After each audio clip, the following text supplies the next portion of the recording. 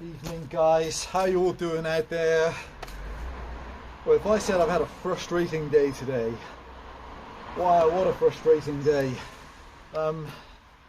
Indirectly with this saw as well, although, you know, when you make a decision and you're looking around for somebody to blame and there's nobody there except yourself. So I've had a lot of questions about the 285 CD, the project saw, and she arrived incomplete insofar that she had no bar and chain, and the top was loose and the pull start housing was off, and air filter was loose. Everything else was done uptight, but just but this was off, and one of the pulls was I thought it was missing its spring, but it just was kind of like seized or corroded down in a position it couldn't engage. So a lot of people questioning, has the saw run? No, the answer was it was exactly as it was. And then I thought yesterday I would lubricate the pulls. Had a few minutes, so lubricated the pulls. They started to spring up and engage. Put the pull start housing on with the correct size. They're hardened steel, matched Husqvarna knurled threads. Just make sure that is off. So compression wise, if I pull it gently, God, yes, fantastic compression. There is no breaks to the exhaust. Even the little bottom shield hasn't come off, but looks really, really good. The nuts aren't correct, but doesn't appear to rattle. All the AV mounts feel really tight. The handle wrap is excellent. It's a gorgeous handle. No breaks to the side cover. Serial number badge present. The metal tank has no brakes on it. Throttle lock working. Correct kill switch, choke. Filler caps. No damage on the underside, just bits of missing paint. So, as you know, I've got a lot of project saws, and I thought, so feeling it engaging with the compression, I primed it yesterday, and it absolutely banging with just such an aggressive fire. I thought, okay, perhaps I should find a guide bar. You don't want to run them without I've seen this before as well, you run some of the big engines with no guide bar on, and a lot of you know what happens. If they backfire, the clutch will come off and it goes off like a missile, and I've seen it, I've done it myself a few times, and it is frightening. So one of my project B77s, so a really beautiful old Husqvarna project saw, we don't see many of them, the bigger brother of the 65, so a B77, I had a gorgeous vintage bar and a little squirrel crawling. So I put the B77 on, and then I thought this morning I would go out, because I had a few things lost in the post, really frustrating. Some carburetor kits have gone missing, some gasket sets, some clutch drums, and nobody's fault. They've been posted proof of posting, but it's postal strikes and so many things have gone missing, so that's really frustrating. So I thought, I'm going to, I don't know if I've mentioned to people, I collect old guide bars, I have lots, so I thought I'll order a brand new chain for it as well, just because it just makes it complete and it'd be great for somebody. So I popped to see this old guy, and I said, yep, 404 full chisel, 62 drive link, and he looked, he said, you sure about it? I said, oh look, I said, I know the numbers. I said, I collect the guide bar. He says, yeah, I know. He said, you've had lots of chains. So I drove 20 miles. I came back, put the chain on. I thought, that's a lovely fit, and it wouldn't rotate. I thought, that's strange. And I bet you're already knowing what that was. So my L77 is running a 404, and this L series bar is a solid nose. But this 285 was fitted with a 3/8 sprocket. I didn't know what to... I took it off, I just couldn't believe the mistake. I thought, have you spent £27 on a chain and you didn't even check the sprocket? So I then went back out and I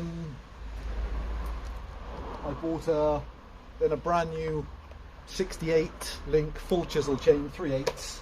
Then when I came back I realised I actually have brand new sprockets anyway for my 2100 which I'm working on. So I took off the clutch drum. When I took it off, I didn't like the bearing for the clutch drum. It has one roller missing. You just can't believe how people put things back together. So I only found that today, and I had a brand new bearing for my 2100, which reluctantly is on this saw. And so 40 miles of travelling later, one brand new rim sprocket and two brand new chains. Anyway, the girl is assembled. I should have checked the sprockets first before ordering the chains. So anyway, at present then, she's now got on a brand spanking new Oregon period 58 full chisel chain, beautiful.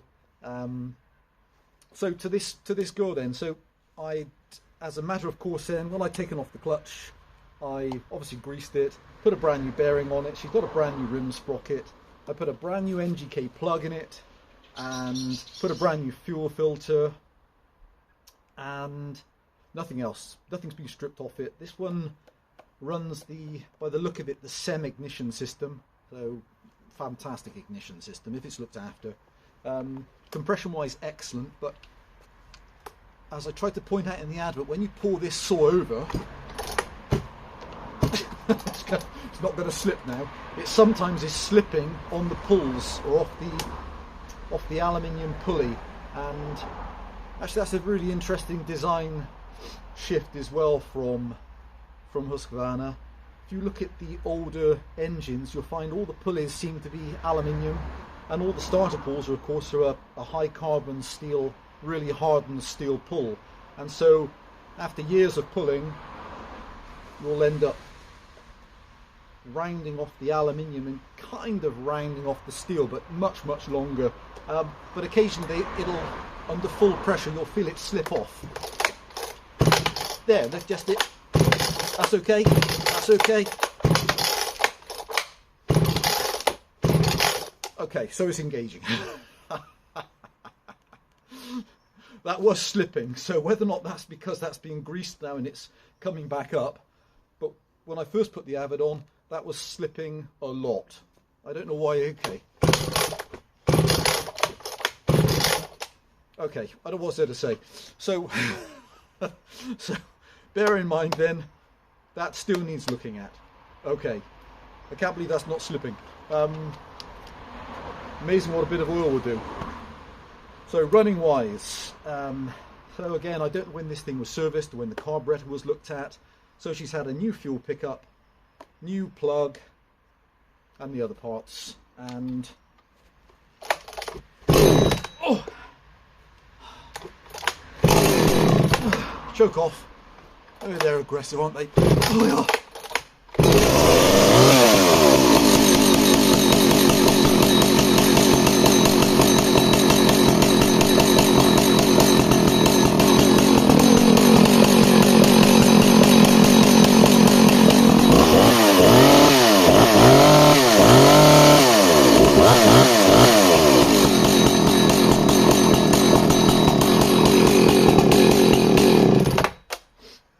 Okay, so a real thumper of an engine, beautiful, and as I say, the carburetor, none of it's been stripped down, so this is exactly as she is, just with those couple of things done. Right, let's put her through some wood. Hopefully that'll answer the rest of the questions now, because obviously she was not possible to run a day or two ago, but now she has brand new chain, brand new sprocket. So this is one of my period L series Oregon, genuine Oregon, really early Oregon bars with, I don't know how well that comes out on camera, beautiful solid nose, lovely tip symmetry, and of course it gives you the flexibility of being able to run a 3/8 rim sprocket, the 404 that she's running, and then you can just switch between platforms. You can run a 3/8 if that's what you like to run, or 404. So I absolutely love running 404 chains. So my only hesitation in doing a demo today is it is so cold. In fact, it'd be great to hear from any of you people that cut wood regularly. I don't know how much extra that takes out the chain when the wood feels like it's almost frozen solid, but yeah, let me know. Is it a really bad time to cut wood? It kind of, when I think about it, it seems like a bad idea. Right, so this piece of wood is particularly gnarly and hard, which was, even when it was warmer, it was hard to cut. So with an 18-inch bar, and the wood is about 16 inches. Okay. So what a catalogue of errors today. First ordering the wrong chain, or the wrong, the right chain for the bar, but the wrong chain for the saw. And then going back out without realising I've got the rim sprocket for that chain. And then going and buying another chain. Oh dear. It's very, very, very frustrating. And then taking parts put aside from my 2100 and now putting them onto this saw. Okay. I should need throttle lock now. Oh, see there, that just missed then.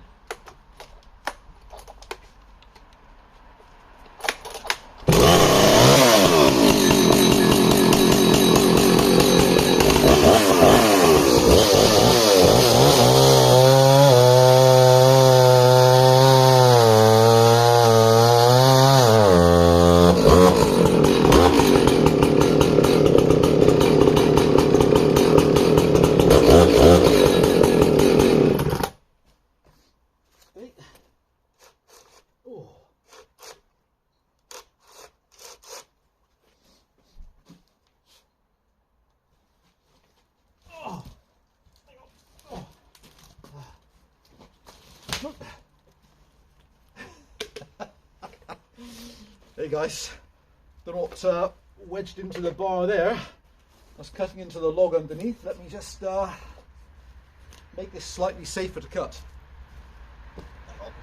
Oh, wow, it is so heavy.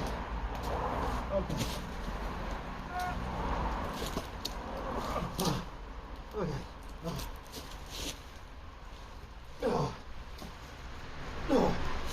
Okay.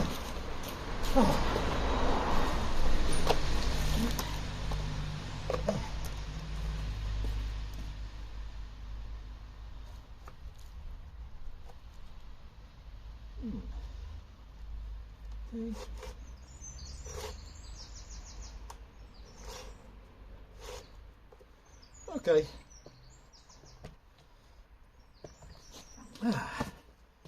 Wow, something got jammed in there. That's maybe that happens when it's frozen again. I just don't know. Okay, let's go again. I wonder if I should just take the cover off and have a quick look, just to make sure there's not something wedged up inside. That would be silly. Guys, I'm going to pause. Just don't want to do anything to my engine. Back in a second.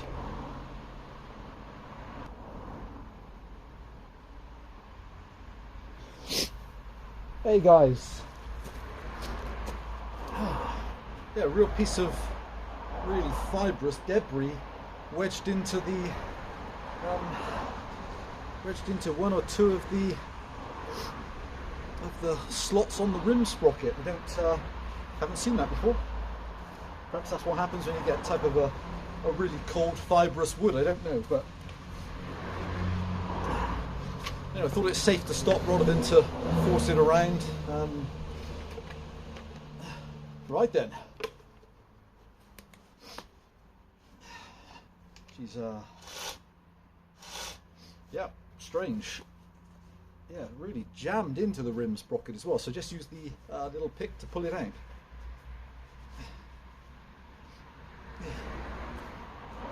Strange, isn't it? You can cut relatively what I think for me is a lot of wood, and then you you still see new scenarios. Just every time you cut, you think, oh, I haven't seen that before. Okay, kill switch.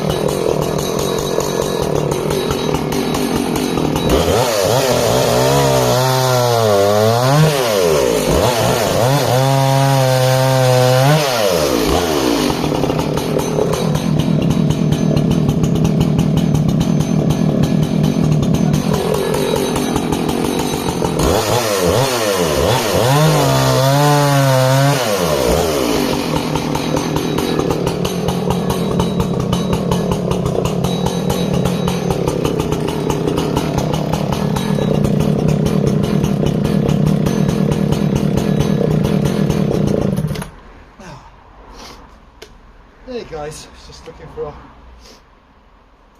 another piece that was easier to maneuver, but it's all frozen solid. Wow, damn, that wood's heavy. So there she is. That's the 285 CD. So hopefully an amazing project solved for somebody. Let's make sure that is off. So as I say, it's got this on the flywheel. If you pull, you'll just feel it occasionally slipping either off one or both of the pulls, like this there. It's definitely missing on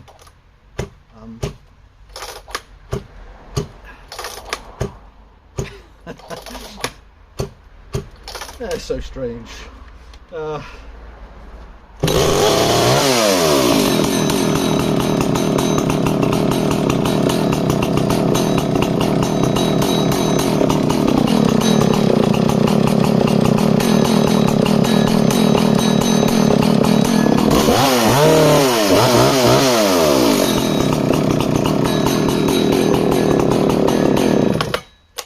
Beautiful slow tick over. Could probably go a fraction quicker, in fact, but again, none of those things have been looked at, so it's just exactly as she came. Guys, there's the 285 CD. They're such impressive saws. So did I say that's an 18-inch bar, solid nose? So 2 full chisel chains in, Oregon, the one fitted, 404, beautiful running, brand new 404 sprocket. Brand new clutch bearing, new spark plug, new fuel filter. The rest is just needs to be done. And what's the obvious thing missing, of course, is she'd benefit from the felling spike, definitely, just to hold her in that corner. But they're really hard to find, actually, in fairness.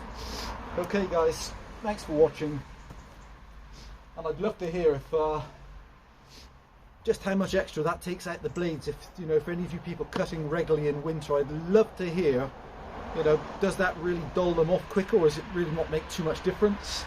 And that's really unusual, isn't it? That the fibrous bits of wood getting up into the rim sprocket, or is that something which sometimes happens? So I don't know why I haven't seen that before.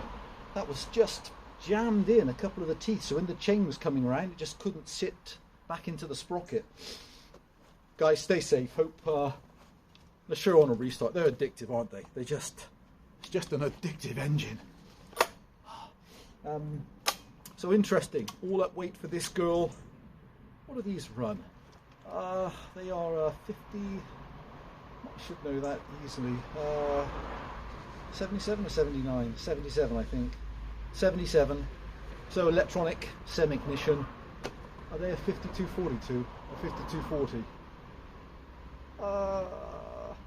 Of course, okay, because the 2100 is a 5640, though these are a 5240, and they can run up to a 3-foot bar, and 85 cc's. With this bar setup on, they're about 10 kilos, 22 pounds, and something like the steel a few years before her, the spectacular 52 or 51, is this runs a same piston, 52, 42 mil stroke, so 2 mil bigger on the stroke, gives you just under another 5 cc's.